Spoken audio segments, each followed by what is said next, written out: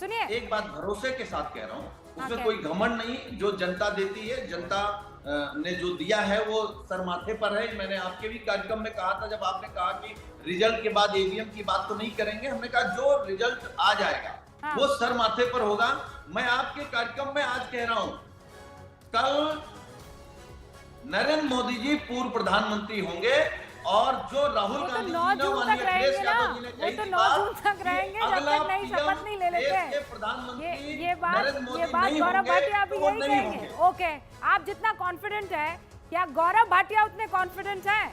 294 पर गौरव भाटिया, 400 पार दूर, 300 पार नहीं हो पा रहा अभी तो।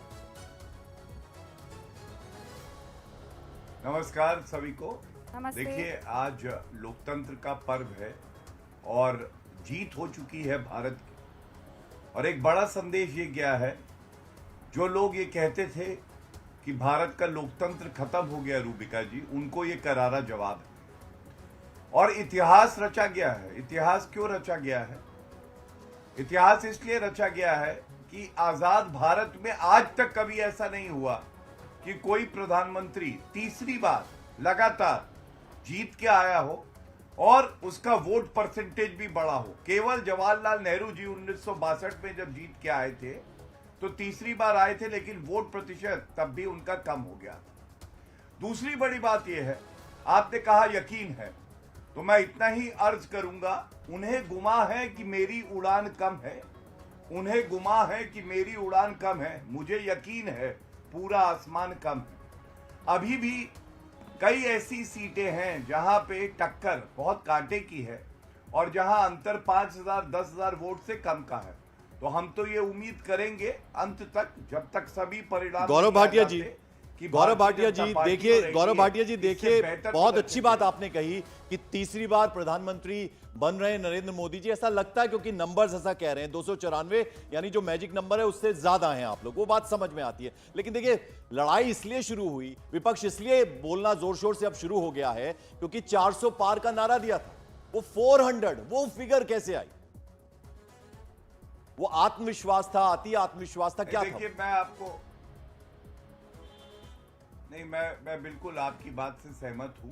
आप कई बार जोश भरने के लिए कुछ बातें कहते हैं। हमें यकीन था कि हम एक आंकड़ा पार करेंगे, लेकिन आपको मैं एक बहुत खूबसूरत बात बताता हूं तथ्यों के साथ। आपको मालूम है, 10 साल बाद भी प्रो इनकम्बेंसी ही कहेंगे इसे।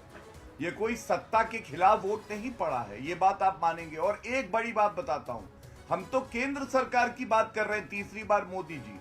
आपको मालूम है 2014 से कांग्रेस पार्टी ने कभी भी किसी प्रदेश में दोबारा सरकार नहीं बनाई है, एंटी इनकम्बेंसी हो जाती है। और आज एक सवाल और बड़ा व्यापक है। हमारे आंकड़े कुछ कम हैं अभी, लेकिन हमने एक बार भी election commission of India, EVM, media पे ठीकरा नहीं फोड़ा। हम लोग आए हैं, जनादेश को स्वीकार कर रहे हैं, पूरा सम्मान कर रहे हैं, लेकिन यही घमंडिया गुट कल तक मीडिया के एग्जिट पोल को गलत बता रहा था, मोदी मीडिया पोल बता रहा था, फैंटेसी पोल बता रहा था, इलेक्शन कमीशन ऑफ इंडिया पे आरोप गढ़ रहा सुनील था। भाई तो देखिए, क्या आज कितनी उनसे ग्रेस नहीं वाली पूछा बात जाए? कर रहे हैं गौरव भाटिया। देखिए, जब आज मैं आज इनसे ये बिल्कुल आंकड़े इत्तेफाक आए हैं, रख रहा हूं। वो ये कह रहे हैं कि हमने कभी ईवीएम एजेंसीज इनकी बात नहीं की, आप लोग हमेशा ये बात करते रहे थे। जो भी मैंडेट मिल रहा है वो उसको स्वीकार कर रहे हैं, वो ये कह रहे हैं गौरव भाटिया। नहीं, देखिए, क्या हम लोग फिर जीत से रहे हैं तो मैं उसमें एक कोई बात मीडिया का कहूंगी, योगदान गौरव है? भाटिया बस एक हम सेकंड, लोग जीत रहे हैं तो कोई एग्जिट पोल, क्या एग्जिट पोल सही उतरा? और जो शिकायतें हम लोगों की थी वो शिकायतें हैं। और देखिए, हमने क्या कहा, सुनील भाई भारतीय रोक जनता रही हूँ। एक और पार्टी- बड़ी खबर, जेपी नड्डा से मिलने के लिए राजनाथ सिंह पहुंचे हैं। जेपी नड्डा से मुलाकात करेंगे राजनाथ सिंह। लखनऊ में जीत हासिल करने वाले राजनाथ सिंह जेपी नड्डा से मुलाकात करने के लिए पहुंचे हैं और मुलाकात करके रणनीति पर चर्चा होगी या नंबर्स पर चर्चा होगी या साथियों पर चर्चा होगी, इसका हमें इंतजार करना होगा। लेकिन अमित शाह भी जेपी नड्डा से मुलाकात करने के लिए, यानी भारतीय जनता पार्टी के अध्यक्ष जेपी नड्डा से मुलाकात करने के लिए इस वक्त राजनाथ सिंह, और दूसरी तरफ अमित शाह, यानी आगे की रणनीति पर चर्चा शुरू। तो तमाम दिग्गज अब इकट्ठा होना शुरू हुए बीजेपी के। जैसा कि हमने आपको बताया, रूबिका बता रही थी, जेपी नड्डा से मिलने पहुंचे हैं अमित शाह और राजनाथ सिंह। बड़ी खबर। यतेंद्र हमारे साथ जुड़ चुके हैं। यतेंद्र बताइए। देखिए, बिल्कुल आगे की रणनीति को लेकर बीजेपी अध्यक्ष जेपी नड्डा के एक अहम बैठक शुरू हो गई है, जहां पर रक्षा मंत्री राजनाथ सिंह और गृह मंत्री अमित शाह पहुंच गए और भी कुछ बड़े वरिष्ठ मंत्री वहां पर पहुंचेंगे और आगे की रणनीति पर चर्चा करेंगे। अभी अमित शाह के निर्देश पर सम्राट चौधरी जो बिहार के बीजेपी अध्यक्ष डिप्टी सीएम है, वो नीतीश कुमार से मिलने उनके घर पर पहुंच गए और खुद अमित शाह ने अभी कई सहयोगियों से बातचीत भी की है। उनकी पूरी डिटेल वो बीजेपी अध्यक्ष जेपी नड्डा के साथ शेयर करेंगे और उसके बाद आगे की रणनीति पर इस बैठक में चर्चा की जाएगी कि किस तरह से सरकार का गठन कर सकते हैं और क्या क्या जो आगे के जो कदम होंगे वो क्या क्या उठाने चाहिए, इस पर इस मीटिंग में बातचीत होगी। ओके, बहुत बहुत शुक्रिया यतेंद्र। और इस वक्त एक खबर आई है, जितिन राम मांझी की तरफ से एक पोस्ट किया गया है एक्स पर। उन्होंने लिखा है कि हिंदुस्तान आवाम मोर्चा नरेंद्र मोदी जी के साथ थे और रहेंगे। कल हम सब दिल्ली पहुंच रहे हैं और एक बार पुनः आदरणीय प्रधानमंत्री नरेंद्र मोदी जी को प्रधानमंत्री बनाएंगे। इस वक्त खबर आ रही है जितिन राम मांझी, क्योंकि अभी अमित शाह ने उनको फोन किया था और गृह मंत्री अमित शाह 7,40,000 वोटों से जीत गए हैं। बड़ी खबर है। अपना पुराना रिकॉर्ड अमित शाह ने तोड़ दिया है। बिल्कुल। और रूबिका, जब बड़े नेता जो होते हैं उनका जीत और हार का सिलसिला नहीं होता, वो कितने अंतर से जीतते हैं वो मैटर करता है। तो 7 लाख से भी ज्यादा वोटों से जीत हासिल की है गृह मंत्री अमित शाह ने। बड़ी खबर, एक और बड़ी खबर आपको बता दें, ममता बनर्जी शाम 5:30 बजे मीडिया से रूबरू होंगी, मीडिया से बात करेंगी।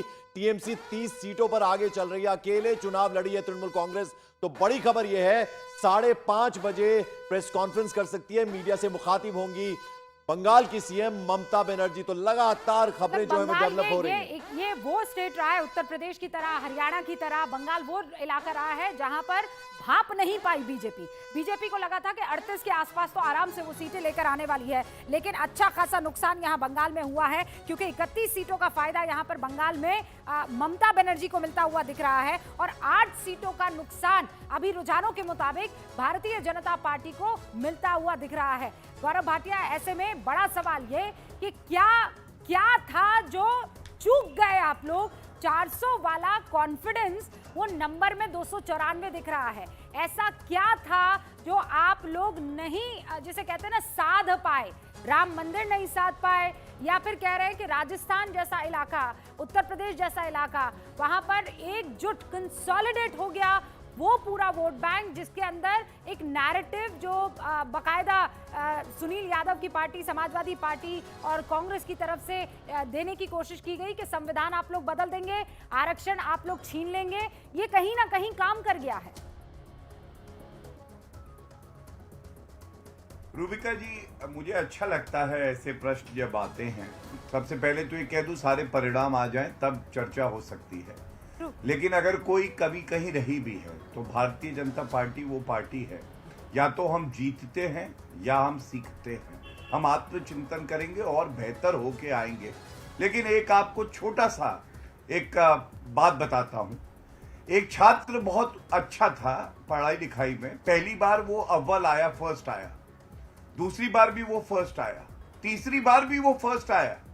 लेकिन तब भी दूसरे छात्र ने कहा कि भैया इस बार तुम पीछे रह गए। तो छात्र ने पूछा, लेकिन तुम्हारी क्या रैंक आई है, तुम्हारे नंबर कैसे हैं? उसने वो नहीं बताया। आपको मालूम है ये तीसरी बार भी फर्स्ट आके सवाल क्यों पूछे जा रहे? क्योंकि हमने जो बेंचमार्क है वो इतना ऊपर रखा हुआ है। वरना आप मुझे बताइए, नरेंद्र मोदी जी जैसा व्यक्ति तीसरी बार, कोई एंटी इनकम्बेंसी नहीं, प्रो इनकम्बेंसी से हम लोग सरकार बनाने जा रहे हैं, ये तो स्पष्ट है। उसके बाद भी ये पूछा जा रहा है कि आप पीछे